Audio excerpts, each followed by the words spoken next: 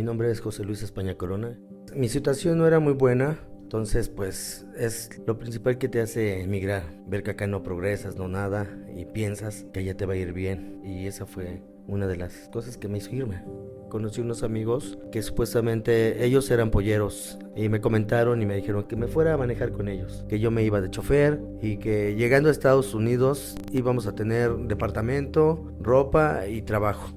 Estas personas con las que yo me iba tienen familia allá, pero desgraciadamente ella cuando fue pollera fue mala onda con su familia y con la gente más allegada. Entonces cuando nosotros llegamos a Estados Unidos, nada más le dieron prioridad a ella y a una persona que iba con ella. Y a mí me dejaron afuera, o sea, haz de cuenta que llegamos al lugar y me dijeron, no, tú no pasas porque tú no estás como invitado, no tienes derecho al acceso a la casa.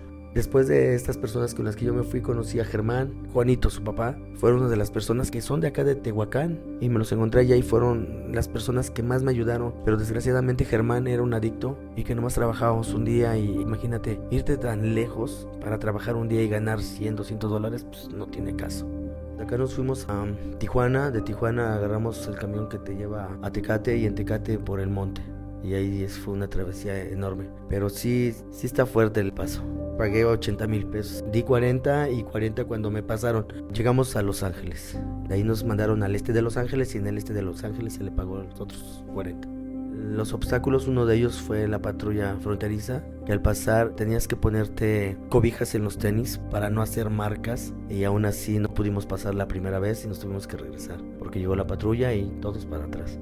Yo de profesión soy eléctrico, pero en verdad como no hablas el inglés, que ahí no se requiere mucho porque estás en Los Ángeles, pero en verdad necesitas muchos papeles, es otro rollo y si no encuentra uno trabajo, imagínate mucho menos vas a encontrar cómo socializar con gente que te dé un buen trabajo.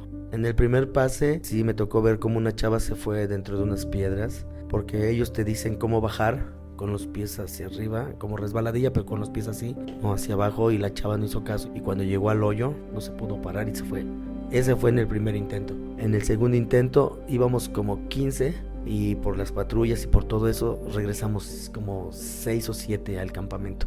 Uno se va con la idea de progresar y ser alguien, pero desgraciadamente a mí me tocó ver en carne propia que el peor enemigo de los mexicanos es el mexicano. No quiere decir que todos sean lo mismo o todos pasen por lo mismo, porque yo conozco gente, incluso con el que me fui, al mes ya traía carro, traía trabajo y tenía carro, y yo no tenía ni para tragar. Entonces, no sé, no todo nos va bien, no todo nos va mal, pero en mi caso, el peor enemigo del mexicano es el mexicano. De mi pueblo conozco bastante gente que está en Los Ángeles, que está en Nueva York. Incluso mi cuñado, que ahora vive acá, estaba en Nueva York y nadie en verdad me echó la mano. Tú eres solo y nada más. Llegó el momento donde yo agarré las drogas por desesperación, por lo que tú gustes y mandes. Y la verdad dije, pues para drogas en México. O sea, irme a perder mucho tiempo allá para nada, pues no tiene caso. Si en México hay de todo, entonces mejor me regreso y acá con mi familia. Para mí Estados Unidos es para las personas que realmente dejan todo atrás. Yo también dejé a mi familia, pero yo llegando allá valoré, puse mi vida en una balanza y pues no es lo que cuentan o lo que yo pensaba. Hay bastantes riesgos. Acá tenemos el dicho de decir mata un mexicano, ya es patria, y allá los americanos tienen eso de ojos nocturnos. Si tú pasas un rancho, si tú pasas cualquier cosa, incluso hasta la gente esta que se dedica a la extorsión y a todo, hay bastantes cosas allá. Los cuñados de mi hijo están allá y les está yendo bastante bien. O sea, como te repito, no a todos los que se van les va bien ni les va mal.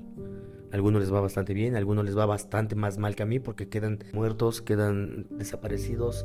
Entonces, ahora sí que cada quien habla como le va en la feria. Yo lo que les podría decir es que pensarán 1000 veces el cruce porque no vale la pena. Es un sueño que no es real. Hay muchas veces que te va bien, pero la mayoría de las veces a toda la gente le va más mal que bien.